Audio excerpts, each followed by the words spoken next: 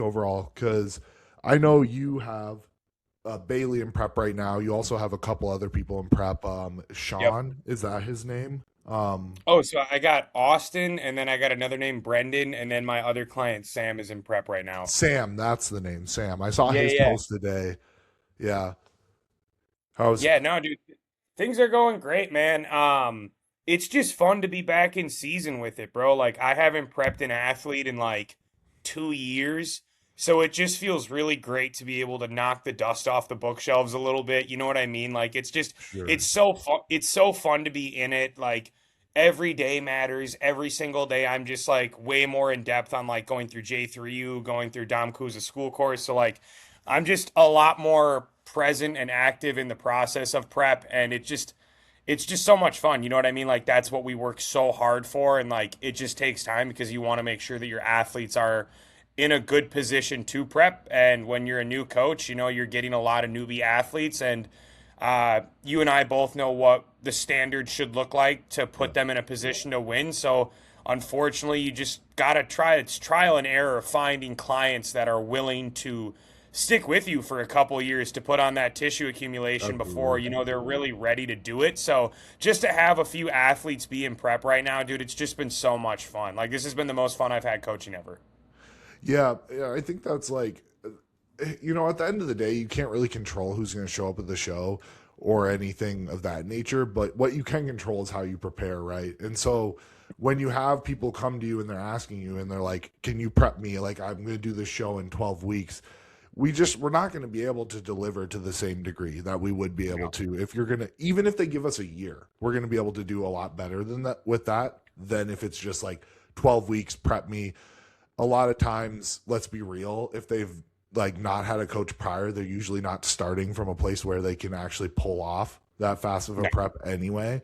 And yeah, no, I think that's awesome. But one thing I want to do before we keep going is jump over here because when I saw the check-ins you sent me of Bailey, Oh I yeah. I'm really glad you convinced her um to do a national level show, man, because Yeah. this is a national level wellness physique. Like Yeah, bro. straight up. She's already Thank you. Thank you. dude, she's already there. And the fact that how long have you guys been working together? Like a year? So before prep, probably like a year and 2 months before prep started, year and 3 months. Yeah, that's Crazy. insane. That's insane. And especially too like Yeah, that's a good one. That's her first ever in check-in a photo, bro. year, in a Yeah. fucking year, Yeah. that's wild. Yeah, it's crazy. It's crazy. But yeah, I mean, overall, how's that kind of process been for? Because I know we talked like a couple of weeks ago about where Yeah. you're at with things, but are things kind of moving along smoothly now? We were kind of talking about, you know, you were kind of like, oh, like I'm not sure, like should I kind of like dig her harder? Have you guys kind of been pushing things down harder now, digging still at this point? Yeah, man, we made a bit more of I wouldn't even say aggressive. We really just brought cardio up by like 15 minutes and brought food down by like maybe 65, 75 grams of carbohydrates on our training days. And on the low days, we just kind of left it where it was at. And we've kind of been really just rinse and repeating the same approach. So in the beginning, we were doing a few more like high days. Like I personally like the strategy that like I've learned from Dom, and that's making a bit of an aggressive caloric pull from the beginning of a prep Yeah, because like people talk about it, right? You'd always rather be prepared ahead of time than be absolutely. behind, right? Because you can always add food back in. So I think the big thing that set us up for success is we started off in a really good spot with her pre-prep phase. Like I told her around like about 2 months before Christmas, I was like, hey, I know it's holiday season and I know that's an exciting time. And typically, like, that's when food gets really, really out of hand for a lot of people, just with Yeah, the traveling and the festivities. And I just said, hey, I need you to kind of have an ab outline by the time January 1st hits, and then it's kind of go time, right? So, getting her in that position was huge from the get. And then, yeah, like I said, we just brought cardio up by like 15 minutes. We kept the heart rate zone in the exact same spot. We didn't do anything with Clen or the T3 different. We've had those low throughout the entire process, and we haven't really had to ramp them up. So, obviously, right, like if we don't have to use more drugs, why do it? Yeah. And dude, I mean, she's just a hustler, bro. She's just a grinder. Like I posted that photo she sent me 2 weeks ago because she heard Devo talking about how they went to like white fish towards the end of prep. And she Yeah. was like, "Hey, can we do white fish?" And I was like, "Do you want to do white fish? We don't have to. Like chicken breast is fine." And she's like, "No, I'll go get tilapia today if that's what you want." And I was like, "Fuck yeah!" Like I'll Yeah. make the swaps. And like it's clients like her that like you dream about getting to work with because Yeah. like that really is everything, is just finding people that have the same vision you do and that just really love the sport in the same manner that you do by just executing the plan. And dude, I mean, I think we just are throwing like Nova in like fourth, or what are we going to be, Yeah. 4 weeks out this week?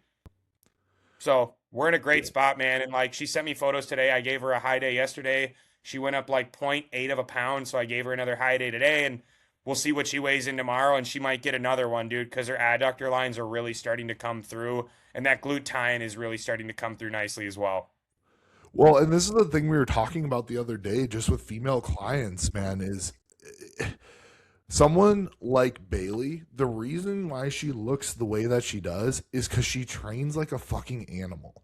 Like, Animal. uh, a lot of these other girls are probably like, oh, like, what is she doing? Is, she's got to be doing like, you know, freaking like 10 milligrams of primo a day at least and stuff like that and all stuff, and then like you figure out what she's actually running and Which it's is like it's nothing. nothing it's nothing it's Like, like it's yeah, because she just trains like a fucking freak that she looks like yeah, that. And that's what I was saying about my client Carissa too as well, is she's completely natural. I mean, other than the fact that she's on T3 and T4 because she has Hashimoto's, yeah. um but she's completely natural, and she has like a better lower body than some enhanced girls do. I'm gonna be quite honest, and Okay. if people know who this is, like I was at posing seminar this past weekend, and this is no shade, but one of the wellness pro was doing demonstrations for the wellness division for posing, and don't get me wrong, she looked great, like good development, probably not Yeah. like she's a pro, and I'm gonna be quite honest, probably not as good of development in like the legs in terms of quads, hamstrings as like Bailey. But I was watching her pose, and I was like, and I've seen Carissa pose in person too as well, and I was like, Carissa's a completely natural like wellness slash bikini athlete, and she has almost as much tissue as this girl does. And I don't know what the girl is doing or not, but like she's a pro. Just based on like being around, like I would assume that she's probably enhanced to some degree. More than and likely, yeah. and it just comes down to like hard ass training, and you can't get away from it as a female. It's really like I'll see a lot of these popular bikini coaches and some of the exercises they're having their girls do and how they're training. I'm just like, you're lucky that these girls you're getting have A1 genetics, because what you're having them do is a load of shit. Like you're just lucky that they have great genetics. And so that's why someone like Bailey, girls are going to be like, oh, what's she doing? And then like, we're pretty open about what we do with our Moving. clients and stuff. And you tell them what she's doing, and they're like, that's it. Like, that's it. That's all. And it is. I mean, what'd you tell, I mean, if you don't mind sharing, I don't know if Bailey would mind. Yeah, Like, no, what? dude. I mean, like before, I mean, so like I kind of have a golden rule with like all athletes, obviously with like performance enhancing drugs, like Yeah. regardless if they've taken them with a coach prior. Like you could be a guy and I'll be like, hey, well, we're gonna Yeah. run like a TRT dose for the first 6 months or the first 3 months at least. You need to prove to me Yep. that like you You can can nail the actually do basics the shit. before. You can actually Yeah, be I'm not around gonna just people. start deploying like a Yeah. gram to 2 grams worth of drugs and Yeah. you're fucking off every single week. But for the first 6 months, dude, we didn't do anything, bro. And then like the next 6 months after that in the growth phase that we really started to push, we just did 2 units of growth hormone that entire time. That's it. Two Yeah. units of GH. Towards the end of like pushing calories, we did deploy a little bit of fast acting insulin just pre and post workout, just Uh, because like I mean, dude, she got up to like close to 5,000 calories a day in the off season. that's Like, insane for a female. yeah, That's like dude, unheard of. and she That's went from unheard of. 100 she went from 151 pounds to 158 in that entire process. Like What the she did fuck? like I saw her legs like just swelling and I was like, this is incredible. Yeah. Um But no, like we're essentially like running her first cycle damn near right now because so in the pre like pre before the pre-prep phase that we did for 6 weeks, Mm, we did a 6 week little cycle blast just because I was like, hey, I just want to see how you tolerate this drug. We're yeah, not going to run it yeah, high. So we just ran like I think 15 milligrams of Primo for yeah. 6 weeks, 6 weeks And that's total. weekly, ladies and gentlemen. Yeah, That's not weekly, daily. weekly, not That's daily, not weekly. daily. Yeah, yeah, yeah, That's weekly. weekly. Yeah, Weekly 15 milligrams of Primo, 2 units of growth hormone, a little bit of fast acting insulin on days that we needed it. Um, but yeah, dude, I mean, and she reacted terrific. Nothing out of the ordinary came back. We yeah, pulled her labs pre and right after, and everything was in a great spot. So I was like, all right, perfect. And then I was like, hey, we're gonna go into this pre-prep phase. We're not gonna run anything. yep, And then even in the beginning of prep, dude, we didn't deploy Primo till we were 12 weeks out. yeah. Yeah, I Like mean, nothing until then. again, it just comes down to like if you are getting after it in the gym, if you're doing everything right, you're gonna get so much further than other people. Yo, what's up, Chris? Chris Kessel in the chat. Oh fuck. But yeah, you're gonna get so much further than other females. So if you're a female and you're listening, if you want to make leaps and bounds with your physique, forget like drugs, forget like, all the other shit. If you need to learn Training. how to train, you need to learn how to train because the drugs just aren't going to make up for it. And the amount of drugs you're going to have to run to make up for training like shit is going to viralize the fuck out of you. I'm just going to be quite honest. Like, and you see 100%. you see this with some of these pro girls who, they look great, but they're super viralized, and I'm just going to be honest, probably a lot of them it's down to the fact that they had to leverage drugs a lot harder to get to where they are because their training wasn't up to snuff. And so that's that. I mean, that's a tip of the hat to you too as well, because as a coach, you're the one looking at those movements. You're the one putting her in the right positions in the gym, and then also pushing her. Not that she didn't know how to do that on her own. Like some people just come to it naturally. Like I can't take credit for, say, for example, like how Carissa trains. Like she was like that before I got Yeah. her. And I actually had to pull her back at the start because we were like figuring out her situation with the Hashimoto's stuff, and she Yeah. was Yeah. Yeah. driving herself into the literal dirt. So I can't take credit necessarily for that, but how her physique has developed now, it comes down to the fact that we're addressing her physique in the way it needs to be through the movements. But yeah, dude, that's sick. I'm super excited to see her regional, but of course to see her at nationals, because you have like what, another 7 or 8 weeks after regional till Yeah, dude, universe, right?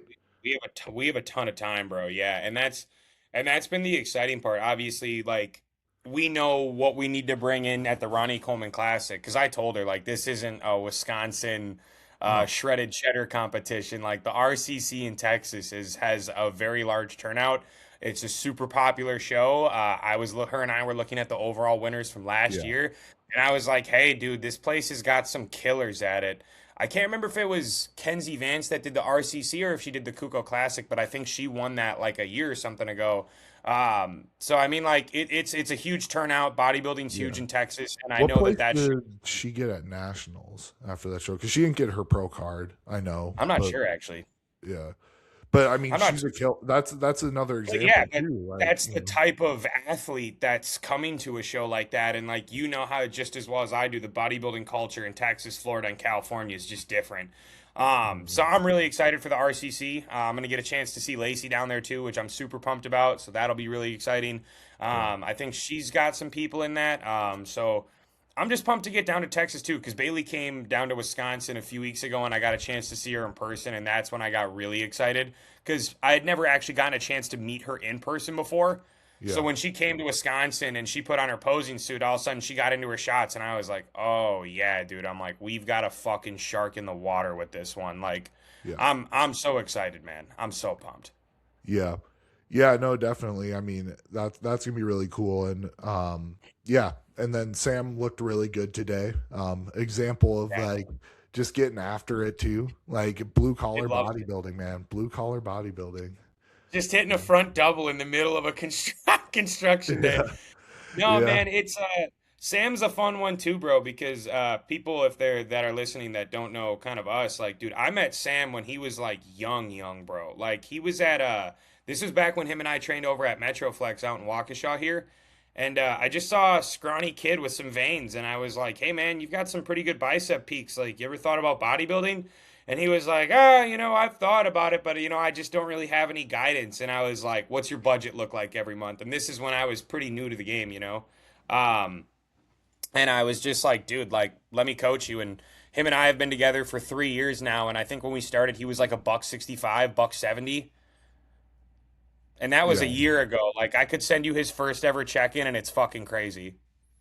Yeah, I mean, dude, he's got a lot of potential too, man. Like So much he's got a structure. good set of legs on him. He's what I really like about him too is he's got this big rib cage, man. Like Yeah. really big rib cage. That's going to be really good as a bodybuilder too, because you just keep growing around that, and if that waist stays Mhm. small and that rib cage has that big flare to it, that's going to look Yes. sick in the front double. I mean, that's why Kyle looks so good in his front doubles because he's just got that big freaking rib cage, and then you know the everything around it is built up. So no, he's gonna be good, dude. Just keeping him in the slow cooker after this prep and stuff, and keep adding the tissue. He's gonna be good. Yeah, man, that's Um, kind of what we talked about too. I was just like, "Hey, man, it's just gonna take time. Like, we're gonna go do this show. We're gonna go have a ton of fun. We're gonna throw him in classic and men's physique. I think he's obviously got a lot better of a yeah, chance at like an overall in men's physique, just because like him and I are both aware like he needs more tissue on the posterior chain and the hamstrings and glutes and legs as yeah, a whole.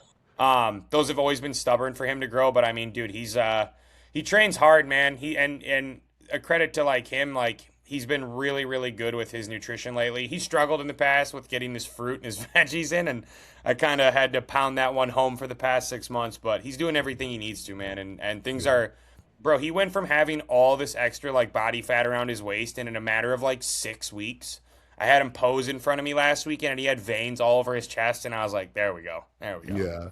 Yeah, when that waist snatches and it's getting real. So you Yeah, you're mentioned like, you're gonna fuck do yeah, him in dude. put him in men's physique, and I have to talk a little bit about Tyler, who I posted today. Yeah, So who is this guy that you got? yeah, so he's been with me for a year. When he came to me, man, like he was in a position where he honestly like he had done a prep in the past. He kind of had really really bad experience with the coach in that prep where basically like kind of butted heads with the coach. He had the coach for the prep. Like the coach came out to stay with him. It was like this whole thing. I'm not gonna get into it because it's his story to tell. Anyway, Yeah, this coach is like he's a psycho, but he's not even from the area, so whatever. Um, but like this coach basically like made him essentially feel like he had like no future in this whatsoever, was just didn't have any business bodybuilding. And so like when he came to me, like his goal was he was just like, man, like I just want to put a look on stage like I'm proud of. So we spent the last year building, and it's so funny, man, because he's been gonna do bodybuilding like the whole time, right? And he's a taller guy. He's about my height. He's like 6'2", 6'3". He's got to grow, right? Like he's gonna be probably a light heavy at 6'2", 6'3". Um, hmm some good body parts, but he needs to grow. And so the whole goal was just like we're gonna put a look on stage that we're really proud of. It's gonna be fun. We're gonna have a good time. And Derek Dolgner, my previous coach, the owner of my gym, I was showing him his check-ins, and he goes, "Has he ever hit a men's physique pose?" And I'm like, "No, like never really considered it or anything." And he's like, try him doing some men's physique poses. I think he might fit that division really well." And so got me thinking about it. And what got me thinking about it is his back shots, like Yeah, his back that's where he's relaxed, strong. very thick, dense, tissue through the back. Obviously, like the area that needs to come up is going to be like the limbs and the other things, but very dense back. So I had YJ, who's he's actually in the chat right now, but he's one of my previous clients. He's not bodybuilding currently anymore, but he won the TCO for men's physique back last summer. But he's not currently bodybuilding right now, but he does posing coaching. So I had him come to the gym today. I'm like, you can show Tyler how to hit some men's physique shots. And he got into these shots. I'm just like, dude, this is Okay. where you need to be. Like, this Yeah. is this is where you should be. Um, you know, obviously we can't control who's going to show up, all those things, but I think he has a much like higher probability of being competitive faster in men's physique than he would be in bodybuilding. And then on top of that too, it's like, you know, you go into the off season going, okay, I have a division that fits me now. Now I can conceptualize how I'm going to build that split, how we're going to actually approach bringing up the areas he needs to bring up for men's physique. But it just kind of, you know, Derek just mentioned it, and it was just kind of like, oh shit, like he could actually, you know, hold his own probably. You know, you don't see too many of the guys, and I'm going to be quite honest, in the taller men's physique classes that have a back. Like a lot of them lack backs. Like it's just a tall guy thing. I feel like when you have those longer limbs, that the back isn't usually as strong. So yeah, it'll be cool. I'm excited that we kind of found that, because I think it's kind of even reinvigorated the prep a little bit too, in a sense of like, not that it was not, but you know, it goes from being like, hey, this prep's just about putting a look on stage I like, to being like, hey, we could maybe be in the mix, you know, in your No, class, 100%. you know. So I was gonna say, dude, no, it works a lot better for him. And I mean, like over time, as that chest and those arms come up, dude, I mean, like that back has got great structure too for men's physique. mm, Like he's really got a nice like tie all the way through up into those traps. yeah. Yeah, but anyway, to go back with him too, like when he came to me, um it was just like, hey, I need you to give me time. You know, he kind of had maybe in his mind that he wanted to prep a little bit sooner than like what we ended up doing, but I was like, dude, just give me time. Like and we're gonna have a much better outcome if you do. And he Yeah. did, and you know, now we're here. I don't remember when I last. This was his first check-in with me ever, and then this is when we started prep, or a few weeks into Yeah. prep. So this was him like a year ago, and this is He so is a this is tall son of 16 a bitch. weeks out. What was that? He is a tall son of a bitch. He's got long, yeah, long Yeah. limbs. Well, it was funny too when I suggested the men's physique thing. He's like, "Ah, but like my legs are like one of my best body parts." I'm like, "Yeah, but now you don't have to like grow them for your taper in men's physique. They're already there." You know what I mean? Not that we're not going to do bodybuilding. We're still going to do both. We're still going to do both, but have a little bit of fun. But yeah, so Fuck yeah, that dude. was that was a kind of a cool experience today with him, because I don't know, dude. I like winning, and you know, it's a division that I think eventually he could, you know, do some damage in with enough time, enough tissue added to the right places. So, I was gonna say, dude, like as long as you've got a burning passion for something and you can really just wake up and check the boxes. I mean, like you and I talk about it all the time. Like I've had so many people message me about certain athletes, and they're always looking for some like yeah, catastrophic answer or secret routine that they might be doing. And I'm like, dude, it's just simple. Like these motherfuckers do it year round.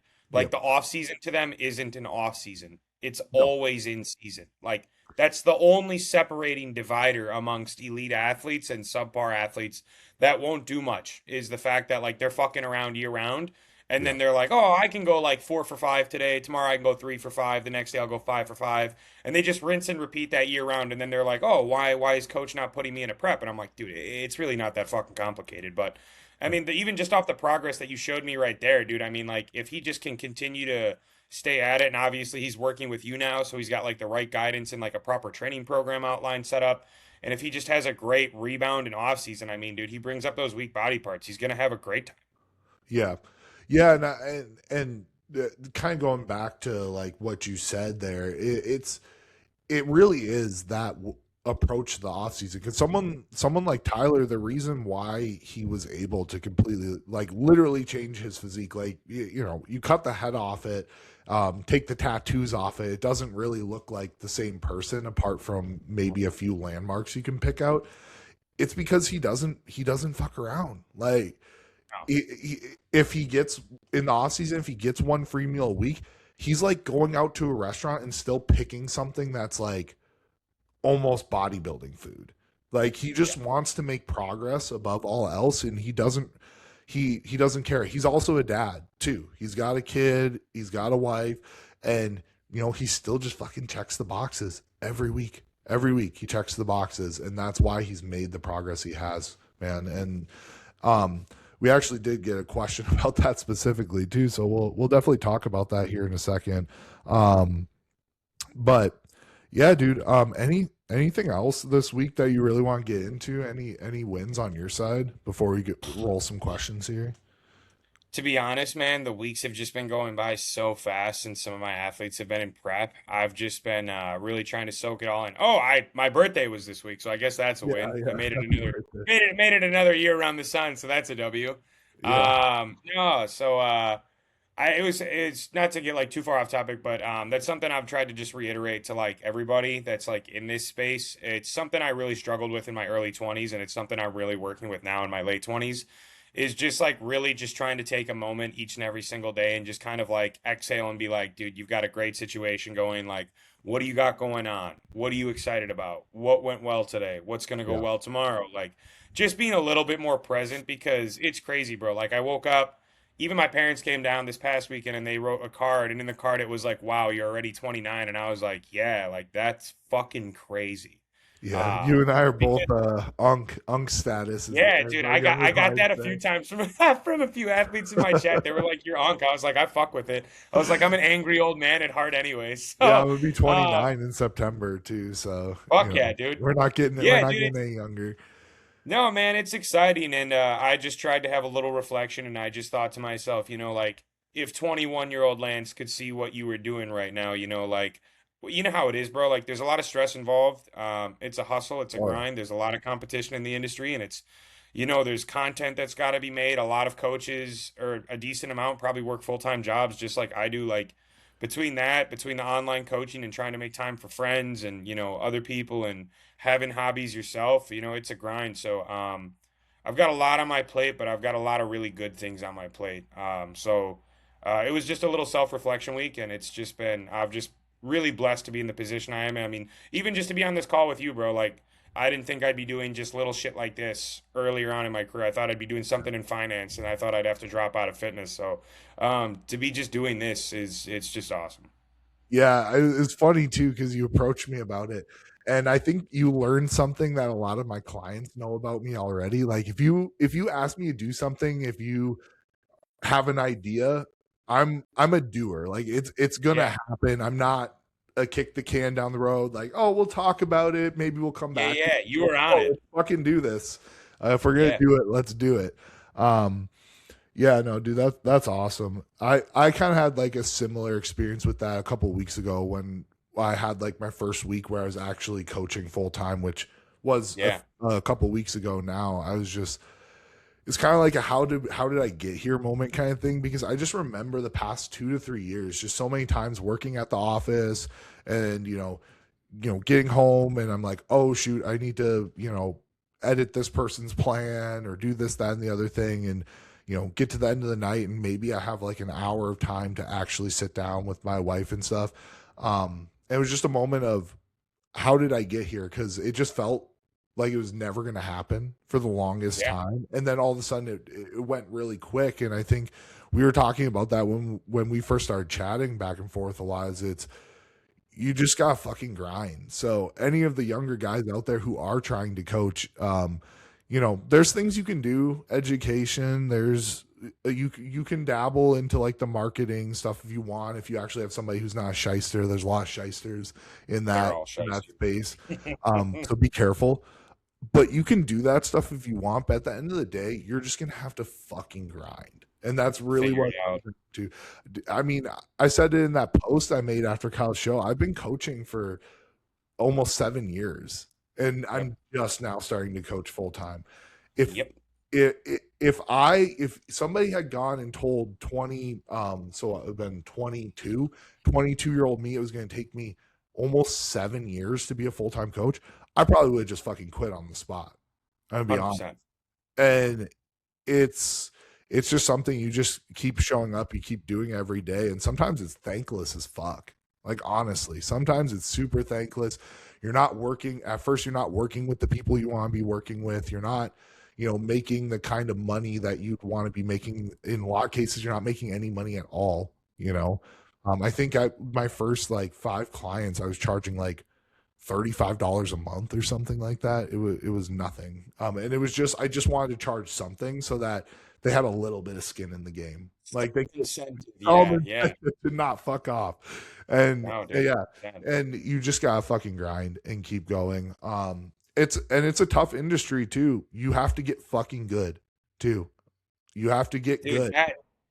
dude, 110%. It's Yeah, bro, it just goes back to it. Like, we have to have the same mentality that athletes have with their bodybuilding that we do with our coaching, bro. Like, I mean, like, that was the benefit of me just becoming friends with Nick, is just getting to, like, live off his shoulder Yeah, and just seeing him just, like, on his phone working in the most random locations all the time, yeah, and just see him constantly on mentorship calls with Cameron Cheek. And I just remember one day waking up and I'm like, bro, you're going to have to spend some money. You're going to have to join some yeah, educational programs. You're going to have to like set aside time from the gym at night and actually book out like your entire week on a Google Calendar and be like, okay, you work 10 to 6. I got cardio at 7:30 to 8. Get up at 8, shower, make my meals for the day. Sounds great. Off to work at 10, 10 to 6, train from 6 to 7:30, 8 o'clock, depending when you get home, shower, and then I'm on my computer at 8:30, 8:45, and I got to be in bed by 11, 11:30. So you're pushing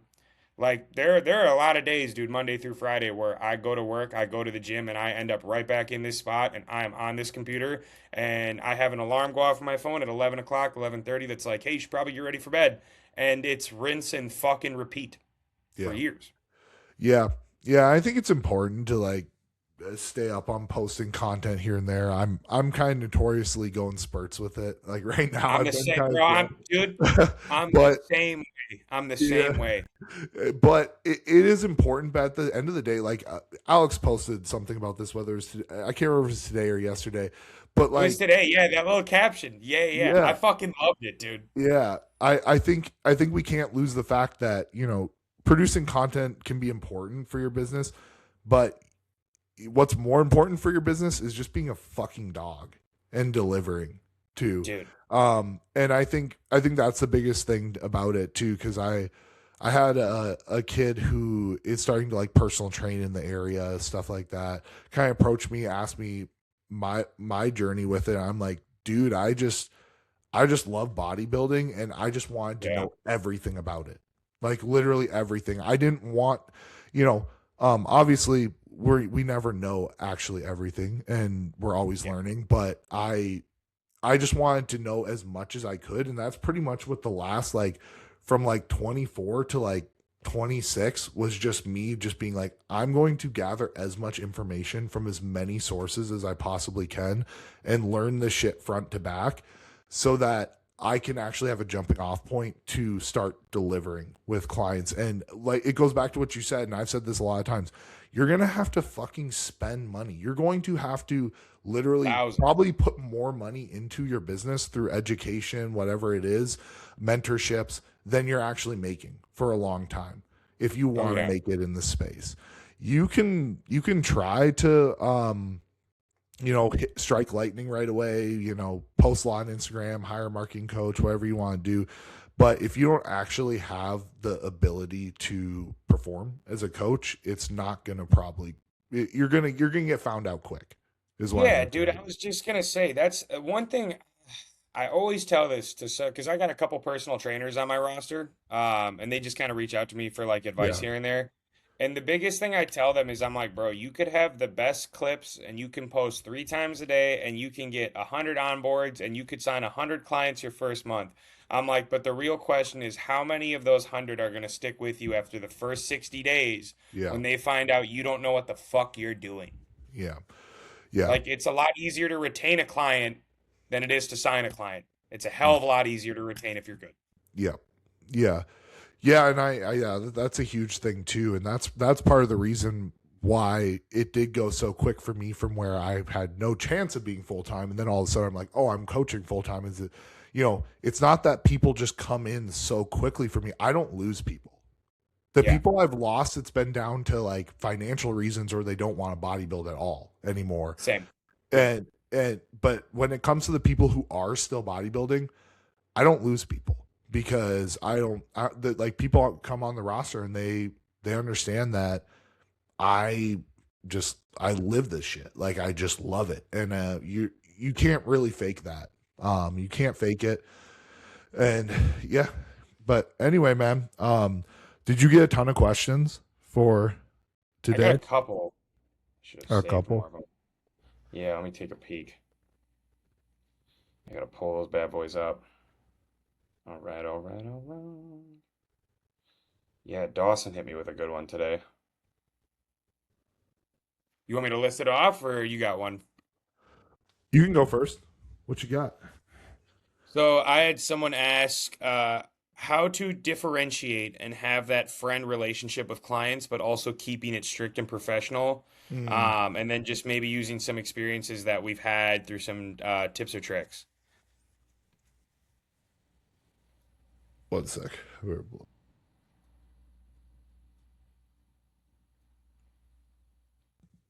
Sorry, my child gave me a cold this week. No, you're good, brother. Yeah, no, I think it's complicated sometimes, especially if you're really close with some of your clients. I would say I'm quite close with a lot of my clients, especially the ones that are local. Um, I think I would say I think the biggest reason I just don't struggle with this too much is you just have to be the type of person that your clients are going to look up to. That means you're honest, you you know, have integrity, you don't, embody like bad characteristics, like you're not like a shit talker, you're not a, all these different things. They have to see you in a light that you're someone they look up to. You're someone that they want to be like in a sense, and I don't want to sound arrogant saying that, but I think so. For example, like Kyle, everybody knows Kyle's like one of my best friends, and I coach him now. Um, and for me and him, I think the biggest reason why he doesn't have any issue listening to me and taking direction from me, even though we're friends, is because he really respects like who I am and how I carry myself. Whether it's not even just stuff in the gym, like how I treat my wife, how I am around my son, like things like Yeah. that. And I think for him and for some of my other clients, I'm embodying characteristics that they want to be like. So I guess if you're struggling with this as a coach, where you're like, I feel like some of my clients I'm close with kind of like blow me off and they treat me a little bit unseriously. Well, you have to kind of become a serious person. You know what I Yeah. mean? And a serious person means that you need to carry yourself like the person that other people want to be. And so I guess a way you could start with this too is like, how you train in the gym. How do you show up for your clients? Are you late with check-ins? Are you late with responses? Are they going 2-3 days without getting a response to a question? Because that's not something that I think they're going to respect long term if that's how you conduct yourself. But anyway, what do you think? No, I mean, just to kind of echo off what you said, I think a really big thing that I wish I would have done earlier on in my career with that is just being very transparent about expectations out the gate. Um, like I tell a lot of my clients, I want to have a real relationship with them because I think that's ultimately what really gets that buy-in process Yeah. is creating a real relationship. Um, but there's also that clear line of like you mentioned respect, not only respect for your coach but like respect for yourself. Like I had a client the other week that like apologized for like fucking up a few weeks in a row on check-ins, and I was like, dude, like why are you apologizing to me? Like you should be apologizing to yourself. Yeah. I'm showing up at the gym on time. I'm getting my lifts in, I'm getting my meals in, I'm doing what I'm supposed to be doing. You're not doing what you're supposed to be doing. And you got to have a tough reflection, look in the mirror and be like, why is this happening? Right? Mhm. So I just try to be very transparent with clients like right out the gate, like I'm not here to hold your fucking hand. Like if you're coming on this roster, I have certain expectations. I have certain expectations with communication. Um, if you're not meeting those, like one, it's you'll probably just eventually like being cut off the roster. Or we're just gonna have a really unfortunate conversation. Like I literally just messaged a mom that joined my team 2 weeks ago, and I made it very clear on like when check-ins were due for 2 weeks in a row, and she missed the first one, and she was late this afternoon, and I just messaged her. I was like, "When do you have time for a call on Sunday?" And she's like, "For what?" And I'm like, "You and I need to have a tough conversation." And I'm gonna Yeah. be like, "Hey, dude, you're 2 weeks into this shit. You need to clean it the fuck up. Like you Yeah. came to me with problems. I need you to show up for yourself." So I think just like I said, echoing off what you said is just if you're a young coach and you're struggling with some of those things or you're worried about that, like it's great to have a relationship with your clients. I talk to some of my clients every single fucking day. Now, is that something that has to happen in coaching or needs to happen? Absolutely fucking not. Yeah. Right? Like that's like as I grow, I know that that's not going to happen all the time. But I mean, just, I mean, like also too, I think you got to be honest about the questions you're asking. Like, if you're a client asking like your question, like stupid ass, or you're asking your coach dumbass questions, or you're sending them like reels on Instagram or some shit, and maybe they're not responding at the same time, or you're sending them texts or whatever. Like, you got to ask yourself, am I really asking them questions that actually apply to my bodybuilding journey, or am I just messaging them just about day to Yeah. day stuff? And if it's that situation and they don't get back to you for 2 to 3 days, well, it's not a priority topic, right? Yeah. So Yeah. I Yeah. think those are just things to like consider into that aspect. Yeah, definitely. I think too, there is like some boundaries, I would say, within 100%. coaching and client relationships. And I think, if somebody comes under your coaching, they're asking you to take them from point A to point B with their physique, and not every one of your clients you're going to have that same back and forth relationship all the time, and some of them don't want it. Like, I have some clients on my roster who are just like, I send them the check-in, they're like, yep, all sounds Sounds good, good. Yep. I'm gonna go do it.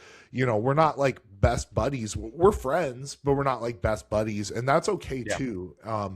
And there's nothing wrong with that. But I do think, as a client, or as a coach rather, you have to kind of set those boundaries and understand, help your clients understand how to respect your time, if that makes sense. 100%. And so, I've had clients before that I'm like, I send them a 15-minute check-in, and then they're asking me questions that I answered in the check-in. I'm like, I can tell that you were doing something while you watch this check-in or not fully paying attention, because I already answered that. I already told you what we're doing. And so if I just sense that somebody's like not fully in it and not fully giving their all, again, like you said, those tough conversations, I'm going to bring that up. I'm going to be like, hey man, like, where's my check-in, you know what I mean? And they're like, oh well, I've been following the plan, so I just didn't feel the need to check in. I'm like, well, first of all, I still need to see what you fucking look like this week, and Yeah. and make sure that you look all right, because even if you did follow the plan, well, maybe the plan is not right now and you're Yeah. gaining too Yeah. fast or something like that, Yeah. Yeah. or not gaining enough weight or whatever it is. um, but you still have to check those boxes and still keep the structure. Otherwise, you're disrespecting my time, because I'm showing up and opening your check-in form expecting to see some photos, and if all you have to say is everything was followed this week, went great, ready for whatever's next, great. Fill out your check-in. It's going to take you 2 minutes. Fantastic. Go on with the rest of your day. But if I'm going to show up, you better fucking show up too. And 100%. so, set those standards with people right away, I would say, early on. Yep. And honestly, you know what, if you have a close client friend, like someone who's a very close friend of yours, and they come on your roster and they're disrespecting you like that, then they're not a very good fucking friend either, because they're not taking you seriously. So 100%, dude. That's the perfect way to end that. That's the yeah. perfect way to end that. Yeah. All right, so um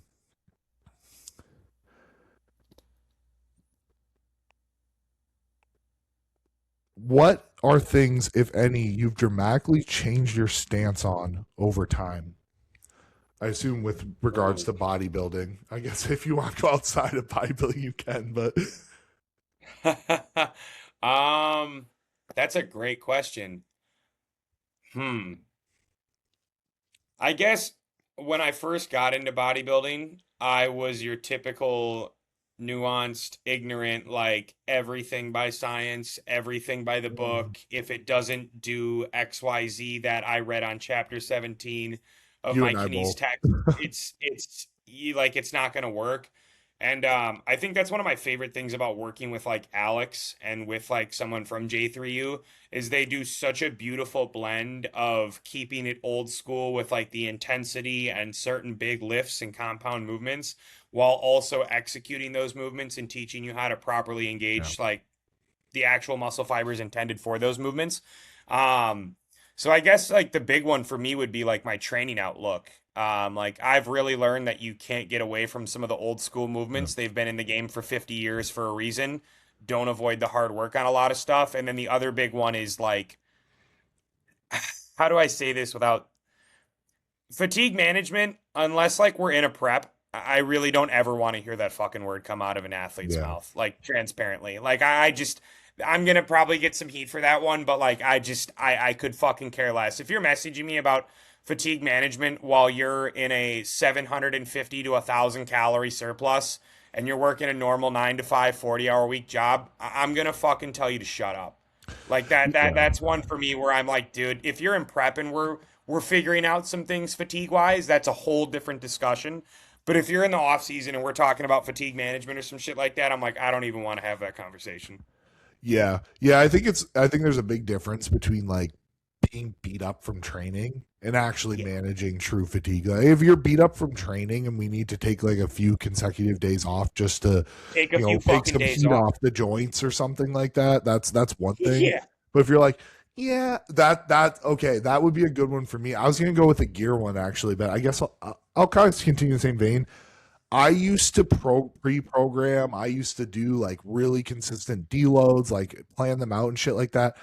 I don't do any of that anymore. I'm gonna be completely honest. If somebody needs a few day break from the gym because they're beat up or something Take like it. that, sure, take it. Like honestly, like you don't even need to tell me and just tell me in your check-in. Like I took a few days out of the gym because I was feeling beat to shit. I ate my off day meal plan, so I didn't fuck up. I still did my cardio, whatever. Good, awesome, great, we're good.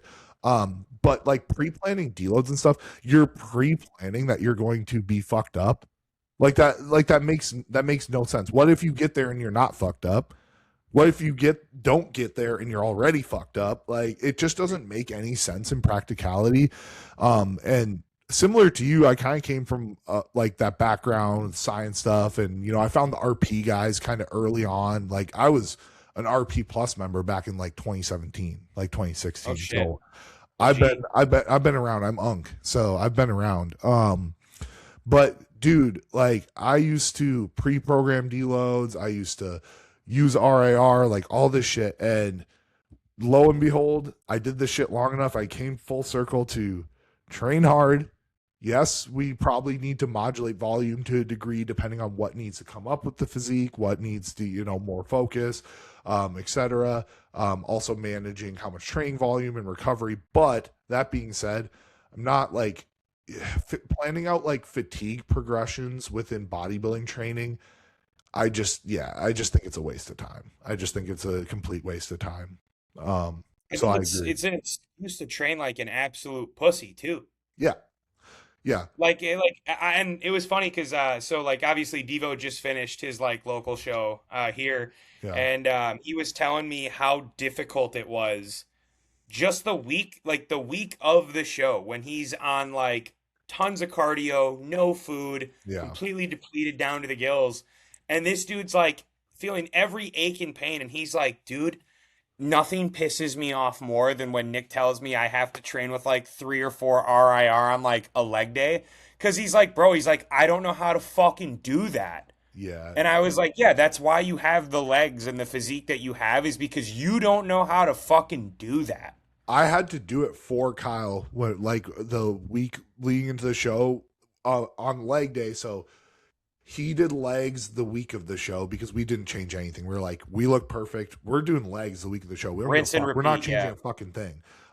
So he trained legs on the Tuesday before the show, but I still was like, okay, we're not gonna freaking go for sketchy reps. We're not gonna train at Yeah. like we're gonna leave a couple in the tank. So I had to like tell him when to stop the set because he was like getting like not like mad at me, but he was Angry. like, oh fuck, like you Yeah. know, and yeah, the guys like Devo and Kyle look the way they do because they train the way they do. Train hard. And the other thing is too, like, let's be real, like a lot of the people we work with, especially Now a lot of them are enhanced. Like if you're on cycle and you have a lot of food in your system You're and you're fine. taking a deload every 4 weeks, like what the fuck are you doing? What are Like you there's no doing? fucking way. There's no fucking way. You are convincing yourself that you need a deload. I swear to God at that point. Yes, there might be some times where you need, again, a couple days out of the gym, whatever it is, reset yourself if you're feeling a little bit beat up. Let's Yeah, change some movements out if they're like if the pendulum squat's fucking up your knees and you can't walk the next day. take a breather. Yeah. Let's change movements. Let's go for a pattern that's going to be a little bit more tolerable, whatever it is. But man, like fatigue management is just doesn't need to occur to the degree that some people think it does in the off season. I don't think it needs to really be a thought in your head until you actually feel it. And then when you actually feel it, you're probably good after just a 48-hour layoff, honestly. Dude, and to since we're talking about it, like to any athletes listening right now, if you're in that off season and like maybe you're not enhanced, but food's like in a good spot, right? Like you're not in an aggressive deficit, and you notice that like a body part starts to take like pain, or you're noticing like an injury Mhm. starting to build. I always like to ask my athletes, realistically, when's the last time you actually warmed up for like 15 to 20 minutes and did Yeah. like a true dynamic warm up, like a true warm up? Like if you like I had a guy that's like, man, like the my pressing movements are so painful. He like blah blah blah, and I'm like, dude, when's the last time you worked on external rotation in your shoulder? Yeah. And he was like, what do you mean? And I'm like, well, bro, if you can't retract your shoulder blades down when you're pressing, you're probably pushing with all anterior delt and you're not getting any pec. And he was like, oh, okay, I'll give that a shot. And just told me how he couldn't grow his chest, his shoulders hurt, all that. 2 weeks later, I give him a little warm up for 5, 10 minutes on shoulder day, just a little scap retraction, a little internal, external rotation, 10 minutes. And he's like, dude, I hit a PR tonight. My chest was full of shit. And I'm like, isn't that crazy? You weren't actually injured. You were probably just training the unintended muscle group, like by training improperly. And you weren't actually taking the time to like truly warm up. Or, bro, go get some fucking tissue work done. A lot of the times, your Yeah. muscles just need a little release. Yeah. That's another thing I've changed my stance on a lot. I used to not believe in tissue work at all until I started getting it done Game consistently and it changer. made such a big difference. Like the first time I hit like um probably like 240 ish. I wasn't getting consistent tissue work done. Everything hurt. And I remember too, because that was when I first started using growth hormone. And so I was getting like the initial side effects of growth hormone along with all my joints fucking hurt. My wife, like my hand would start locking up and my wife would have to like grab my hand and stretch my fingers back for me because Yeah. my forearms and elbows would start locking up and stuff. And then the next push I did, I got up to like, 260 plus and I was getting body work done consistently and my elbows were good, like everything was fine, my knees didn't hurt, all that shit. Then I got lazy with body work again, and that's when I hurt my shoulder prior to my prep, and it took like 8 months to get that injury sorted out. So, and again, guess what I started doing again consistently while I was figuring that injury out? Body work. So that's one thing I have changed my stance on too. um but anyway, let's see what else we got here.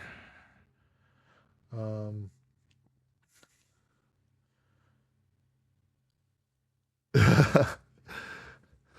I'll read it, but you don't have to answer it.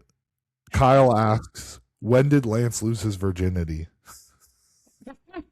That's actually funny. I'm a late bloomer, dude. I was a fat kid in high school, so it took a bit for me. I think what was it like I think I got my first crack at it like beginning of my freshman year because my junior summer going into my senior year of high school, I was like 5'3" and 205, 210 pounds. It's when I was like peak fat. And then I had a growth spurt of like 5, 6 inches. And I found the weight room from like an old gym teacher. And I lost like 50 pounds in like 3 months.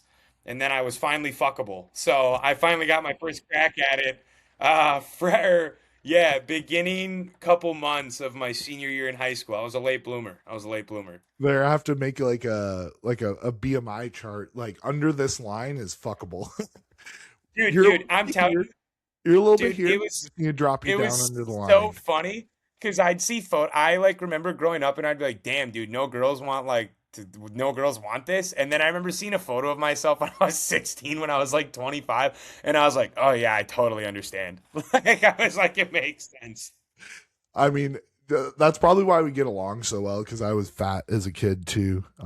Yeah, it's a So tough come you up. know, we just have that ability to self deprecate because we've lived as fat Been there. kids, and then and I was the same way too. I think, well, I wasn't like a super late bloomer. I lost my virginity probably like my junior year of high school, but I was like Oh shit. fat until the end of middle school, and then I obviously like grew to like 6'3" and like lost a lot of weight and all that stuff. Ended up actually being good at sports because I became tall and all that, and then things were a lot better. But I it's weird in high school, like if you're overweight when you're like in elementary school and middle school, even in high school, I'm not sure you ever fully get that like a little bit of like off putness from the females away from you, because I still like I had a consistent girlfriend in high school, and then but like after we broke up, like I really didn't get much attention from girls, and then I got to college and I got a lot of attention from girls, and I was like, so what's the deal? Like, what did I get better looking my freshman year of college? Like, no, not really. It's just like they didn't know me when I was fat.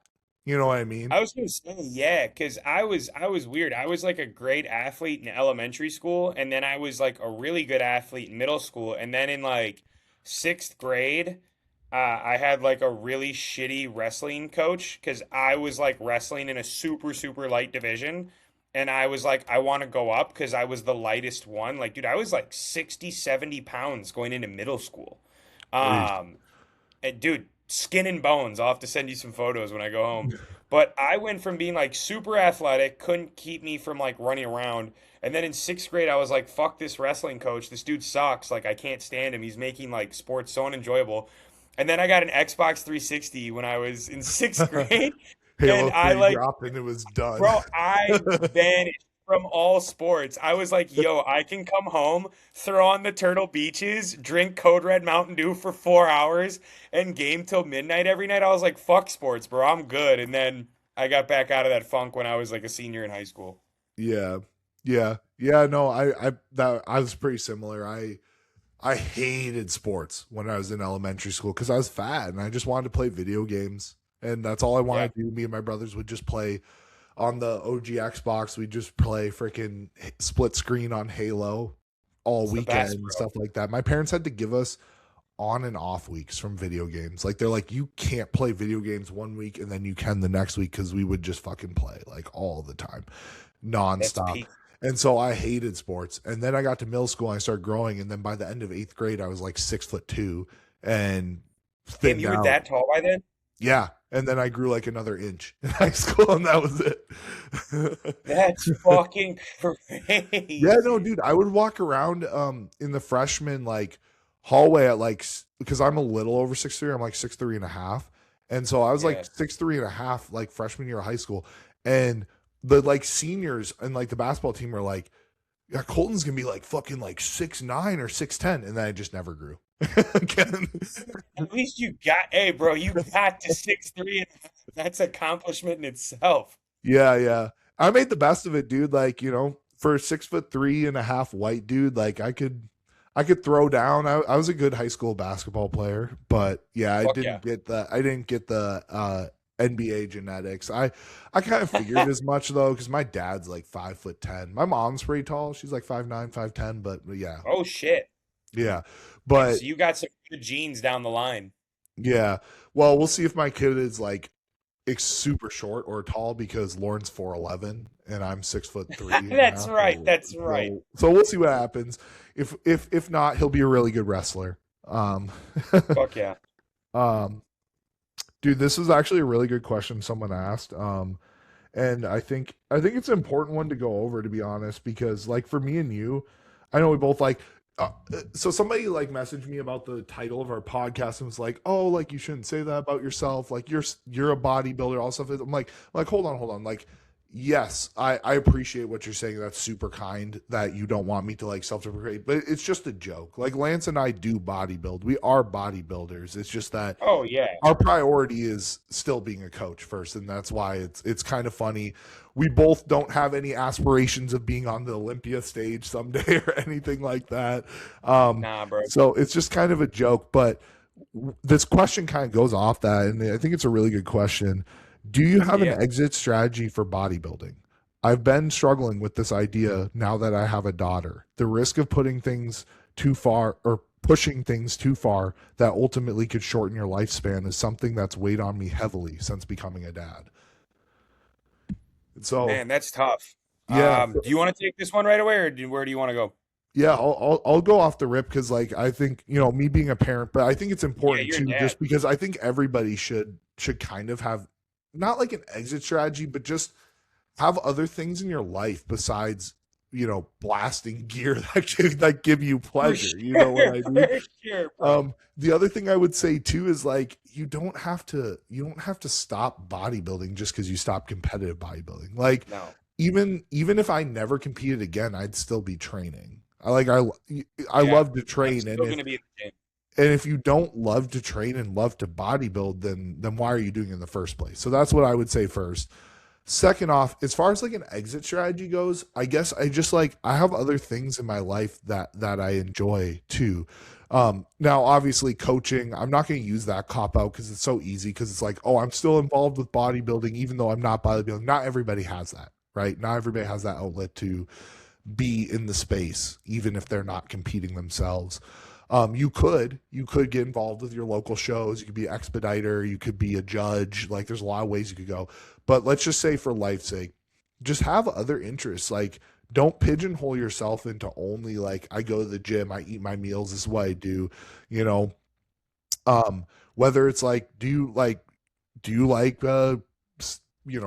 comics and stuff like that. Like I know that's a big thing for you. Like do you like comics? Do you like superhero stuff? Do you like you know you bowl, right, too? Do you like bowling? Do you like golfing? Like have other hobbies outside of bodybuilding and have other reasons for existing too. And so for this guy specifically, your daughter is reason enough, man. Like a kid is going to keep your life very busy regardless of whether you're actually getting on stage in sparkly underwear. So bleed into their interests as they get older. What do they like? Is it something you can do with them? You know what I mean? So I don't think you necessarily need to have like this timeline of if I'm not this by this time, or if my health isn't good by this time, I need to quit. I need an exit strategy. It's just that understand that bodybuilding is just something you do. It's not who you are to every single degree. It's just something you do. And if you ever stop bodybuilding because of like say a health issue, something like that, um, you know, you have other aspects to your life. You're a multi-dimensional person, I'm sure. So I don't know if you necessarily need an exit strategy, but what I would say is, just make sure that you have another outlet to express yourself. And, it's not like you're going to stop training probably. So keep training, keep bodybuilding. Just if you have a health issue and you have a kid, something like that, maybe it's time to stop, pushing the drugs or getting on stage. But anyway, what do you think? No, dude, I mean, I first off, I think you answered that perfectly. But the biggest thing I would say to anyone like struggling with this, because I totally get it, number one, but you got to remind yourself this. Like, I consider myself a bodybuilder and I've never competed. Yeah, Why do I consider myself that? Because number one, I love the sport. I love waking up every single day and I love being on a meal plan. It gives me structure and direction in my life and it makes me feel good that I am accomplishing something that I know absolutely. 99.9% other people won't do. I love waking up every single day and having like the excitement of going to the gym and trying to hit a new PR or a new challenge or whatnot. And obviously, training's not going to be the same without the drugs, but like it's ultimately your responsibility to keep the intensity high and to have fun with it, right? Um, so like that's the thing that I always tell people is like you're bodybuilding every single day. You're not Yep. just bodybuilding the one day every 2 to 3 years that you step on a stage. You're bodybuilding every single fucking day. Yeah. by just living the lifestyle. And like you said, bro, you can go be a judge, you can be a coach, you can be a posing coach, you can just be an avid fan from your Absolutely. computer Yeah. paying for the live streams. And like Colton said too, dude, like people get so fixated on this sport and it's like their entire identity. And I tell my athletes all the time, you want to burn out? That's how you do it. Yeah. You put your entire identity into a sport that truthfully isn't going to give you back in any form of variation in like the form of materialism or money or things of that nature. Like if you bodybuild, you are actively choosing to do a super expensive health costing sport strictly for the love of the game. I've accepted that and you've accepted that and everyone that participates it loves it, accepts that. Um but a big thing too, man, like have other ventures. And if you think that, like, if you're someone that's like, oh, I don't do anything else, well, bro, go fucking do some shit then, bro. Yeah. Like, you gotta, like, you're never gonna know if you like something if you never try it. Like, if all you think is every day you gotta wake up and live by the gym, bro, take a weekend off. Go grab a flyer at a fucking public venue and see what activities are going on in your community and get involved in those things, bro. Like, I know I'm gonna golf. Like you said, I love bowling. I love golf. I love superhero shit. I love nerd shit. Like, bodybuilding is a large portion of my life. It is not who I am and it is not my identity. Yeah. Like, Yeah. I am my own person. Yeah, and that's the other thing I'd say too. Like for this person, you can look at me as a prime example, dude. I've been off of drugs for over 20 weeks right now. Yeah. And I'm still, I still go to the gym, I still bust my ass, I still eat my meals. Like I'm still bodybuilding every single day. And it's because I never started competing because I was like of Instagram, like I wanted to look a certain way. I started training and I liked training. And then I met some people who are into bodybuilding. I was like, oh, this is cool. Like I like this. Now my training kind of has a purpose to it as well, in a sense. But even if I did stop competing and I never competed again, I started training before I ever had a purpose for my training. Sure. You know what I mean? And so I'm not going to stop bodybuilding regardless of anything. And I'm very open and honest about like the stuff that, I've gone through in the past year. And I ran into a health issue, and I'll be straight up, like, it's not because I don't want anybody being like, oh, he's a coach and he fucked himself up. No, like if I told everybody, if I gave you my whole history of PEDs use, you'd be like, oh, that's really mild. You know what I mean? And I ran into something, and unfortunately, it's probably because I just have poor cardiovascular genetics in my family, which I do. Same. Now it's in a good place because I did the smart thing and I addressed it, and I am going to continue to bodybuild until I have an issue with it again. At that point, I would probably stop, focus on coaching, focus on my family.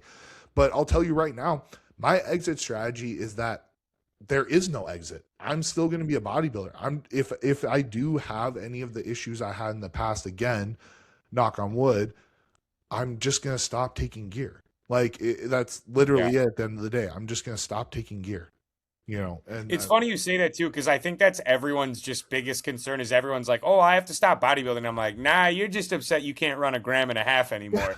Like Yeah. that's all it is. Like you can take 150 to 175 milligrams of testosterone, 2 to 3 units of growth hormone for the rest of your life and be an unbelievably healthy, functional, and strong human being. Yeah.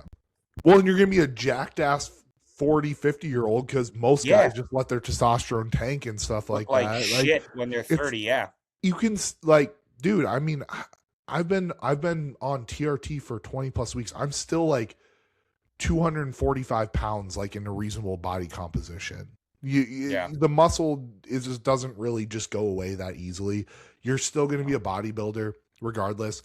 But anyway, I'm not going to get too much further into it just because, again, like there's a lot of context behind what situation arose for me. I don't want anybody to be worried about me. I'm in a good place now. I've had all the scans, all the things. Everything is like good. Like I'm like in a normal place with everything else.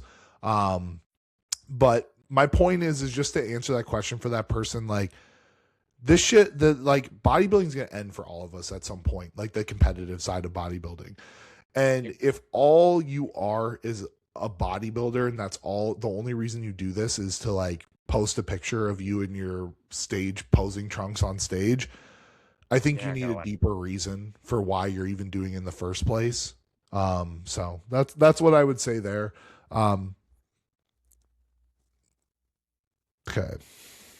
Do you have another one that you wanted to Yeah, pump so in there? we could probably do. Do you have any more questions or no? Yeah, I have quite a few more, but Let's if you do have a good one. let's do one more. You pick out whatever one you want. We'll call it an episode. All right, cool. Let me look at these and pick a good one. Okay. I have two, one of them super fast. We'll just rapid fire this one. Would you rather Okay. never have a cheat meal again or never be able to train legs again? Oh, I'm in men's physique. Get rid of the legs. I knew you were gonna say that. I actually really struggled with this one because, like, you gotta think about it. I'm being real. Like, you gotta think about it. Like, I'm, again, going back to why this is named what it is, and not that we're necessarily Yeah. gonna keep that name or whatever. Like, I'm a coach first. I'm a father first. All those things before a bodybuilder. So it is tough to think about the fact of never like having a date night with my wife again or something like that. Fuck that, bro. So Fuck that. I think I would have to give up leg training, but trust me guys, the bodybuilder in me wants to say, I don't need a fucking cheat meal. Fuck the food. I'm training legs. Like, don't get me Yeah. wrong. I want to say that, but I'm just being realistic. My wife would probably divorce me if we never went on a date again. So I'm gonna have to say that I'm giving up leg training, and you guys are just gonna have to respect that. Um, okay. All right, let me make sure there's nothing like no, no, no, no, no. Um, okay.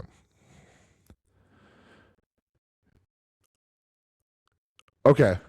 So, as a male, and this is a good one because I think we're both pretty impassioned about this, like especially having female clients who have come from bad situations before, where, things were just not well thought out. As a male, what's the most difficult aspect of training slash coaching female clients? Oh. Um, this is probably gonna sound stupid. I haven't really had a lot of issues training female That's clients. exactly what I was thinking. The only issue that I've had working with female clients, and it's a consistent issue, is just they struggle with like self-image in the comparison realm of other female athletes, and I think Yeah. men probably struggle with that too. But I think women are just like men almost have too much ego and delusion, where like they're like, "Oh, I could compete with that guy," and I'm like, "You're not even fucking close." And then girls are like, "Dude, I would never even stand on stage with her," and I'll be like, "Bro, you're huge." Yeah. Like, so I think that's the only issue that I faced with women. And I wouldn't necessarily say it's a huge issue because I think it's good to have a little, like, to have that, like, humble approach of, like, I have so far to go in the sport. But I think just being able to communicate with them on, like, realistically, like, where they're at in their journey is a really important piece. And obviously, you should have that ability with all of your clientele to be transparent Yeah. about where they are in the space. But, I always joke about it. Like, I grew up with two sisters. So like I think I have a really good ability of what I call like being able to talk someone like off the edge a little bit when they're kind of like freaking out and like sometimes their brain runs a little bit too rampant and you just got to have the ability to be like, "Hey, come here. Like we're good. Take a deep breath." Like Yeah. you just got to trust me. I'm going to put you in the right spot. I'll always be transparent with you. This is where we need to go and this is what we need to do. And obviously, you have to have that ability with all. But again, I just find that women sometimes like self deprecate a little bit more than my male clients do. Yeah. So I would say two things, and one of them is just like it's not to disparage anyone, like any partners in the space or anything like that. I will say it is pretty tough sometimes when you have a female athlete who is very serious about their goals within bodybuilding, and they have a partner who's like not involved in bodybuilding at all, and Oh, yeah. even somewhat a little bit disparaging of like their like commitment to bodybuilding as a whole. I will say that's tough. Obviously as a coach, it's never our job to advocate like ditch that loser or something like that. But it is a tough space to navigate because guys can be quite territorial and weird about those type of things. And I'm like, dude, I'm married with a whole ass kid. I'm just trying to help your girl, like, meet her goals. I'm not trying to butt heads with you, man. Like seriously. I'm sorry she had to bring her meal prep to the wedding, but she's in contest prep.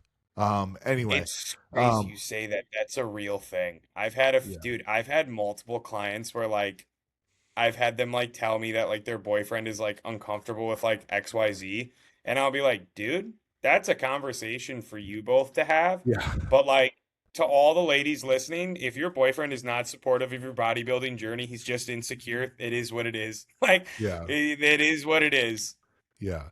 Yep. Yep. And then the other thing I was gonna say too is yeah, I think that body image is extremely tough for female competitors For sometimes, sure. especially like I've told like two girls this in the past like 2 weeks. Like we're in the off season, we're pushing food up. Like so, some of them have like literally maybe gained like we're running a slow rate of gain. We're being smart, like maybe like half a pound last 2 weeks, and they're like, oh, I just like feel bigger. I'm like, girl, one, that's all in your head.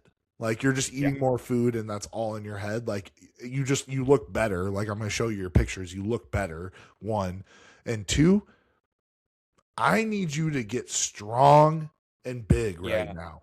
I And I could care less about body fat. yeah, you're a little bit of body fat's going to come with it. Like it's just part of the process. You know what? You're going to be thanking me when we're in the diet phase and you're like, holy shit, my Yeah. glutes look great. Holy shit, my legs look awesome. My waist is still just as small as it ever was. All that jazz. It is tough. I get it. I get that it's hard to, even guys go through it sometimes. Like you get your peak off season, you get up and you look in the mirror and you're like, those bottom abs are starting to get a little bit sketchy, brother. Like we Yeah. feel it too. The difference is guys like, tend to give a fuck less than females do. But if you want big ass wellness legs like Bailey, or you want massive glutes like Carissa, you're gonna have to accept that you're gonna have to eat some food and you're gonna have to push your Lot body. of food. Yeah. Lot of I might sneak one more in if there's one of these last few that is a good one. I apologize to anybody we didn't get to your questions. It's not that your questions aren't good. It's just that we can't be here all night. Um,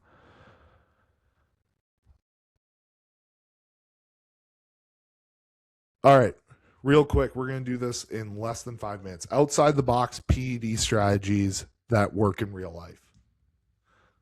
outside of the box? Yeah. Fuck does that even mean? Um, just like I something guess that maybe like it like okay, so you have like some people really don't do or what? like you have like really run of the mill, like cut and dry. Like don't get me wrong, like obviously like like J3U, like all these things have been like foundational in my education, but like you have your kind Yeah. of like run of the mill things. Like what's one thing that you've tried with someone that you're like, I wouldn't do this with like most people, but for whatever reason this works for you? Like what- To be honest, I don't even know if I've really done that. The only thing that I bring in that is I'm really touchy with certain athletes, and they have to earn this with me, even though it's like it's dangerous, but it's also not dangerous, if that makes sense, is just the insulin. That's yeah. just one of those things where like if we're gonna bring that in, you have to be absolutely precise with your timing and your nutrition, and you just cannot fuck up, and you can't miss, and you can't try to make up for other things. Like, and I make that very clear to certain athletes because Yeah. I personally really, really love the utilization of fast Here, acting here, insulin let pre and me post let me workout. put this to you then. Okay. Yeah, yeah, throw it This in. is this is why it could be outside the box. Okay. So when we like talk about insulin usage in like normal education, usually we're talking about like offsetting pancreatic burnout. Like it's more of support. It's not really for growth. Do you think Yeah. that insulin can drive some tissue growth? Insulin can drive I some growth. mean, I mean, for me personally, I've seen it do unbelievable I things with agree. athletes. I agree. Like when I've seen people talk about it, and then like don't get me wrong, like from a scientific standpoint, however people want to talk about it, but like the reality is I've tested and tried it with multiple athletes, and when we deploy it and we haven't changed anything else to nutrition or training or the drug protocol, and that's all I've done is throw in like 5 to 8 units pre and 5 to 8 units post, and your fasted blood glucose levels and your A1C are in a better spot, and you fucking grew. Yeah. Well, clearly it worked. Yeah.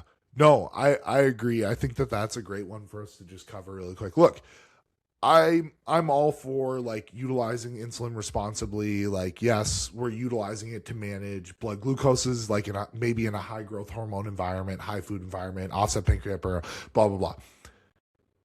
Insulin does something with that like IGF-1 response, with that, GH in play and stuff like that. I've seen it with a lot of clients. I literally have a client right now who we worked growth hormones up at like 8 units now. Like they're pretty much at their peak androgen load. The only difference that we've made the last 2 weeks is now we've introduced 15 units of Lantus in the morning and then 5 units of Humalog with a pre-workout shake, and then they're having their intra-workout. So they have more than enough carbohydrates in that window to cover that Humalog. Those are the only changes we made, and then they have 10 units of Lantus on their regular training day. So that's on their high day, and then on their regular training day, they just have 10 units of Lantus.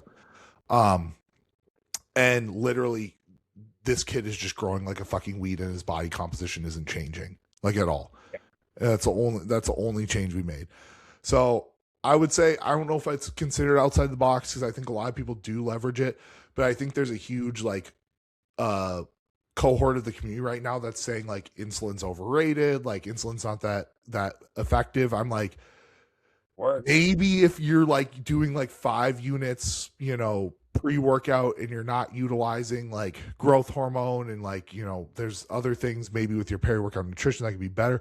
But when it's you implemented intelligently, man, like I see it make a massive difference. I also see it make a massive difference with training performance as well, I think. I get feedback of unbelievable pumps.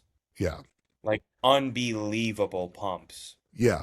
Yeah, and I think even just from like a cell swelling and leverage perspective, I think it kind of helps too with that a little bit as well. If you're driving a lot more like blood to the area, sometimes that can kind of improve like leverage points, especially with pressing movements. So, I'm just saying I really like it. I think it does have a place within bodybuilding. Is it something I use with everybody? No. Like obviously not. There's cases that it doesn't make sense. My guidelines for insulin usage: one, you can't already be fat. If you're already fat, we're not putting insulin because it's just gonna make you fatter. Nope. You have to be, really good about you making sure, like, if we're doing Humalog pre-workout and it's with a pre-workout shake and you're having your intro right after, that Humalog and that shake needs to happen at the same time, and that whole food meal before that shake with the Humalog needs to be like no longer than an hour and a half before that shake and Humalog is going in. And then that intra workout needs to be being sipped throughout that whole workout. And you also need to have some extra amount of carbohydrate on hand in your bag if you start going hypo. Like there's no ifs, ands, or buts. We're not taking insulin and not having a backup plan if we start going hypo, Yeah. And you also need to know how to measure insulin. Yeah, that's an important factor as well. Yeah. You're sending a picture of the syringe before you use it for the first time.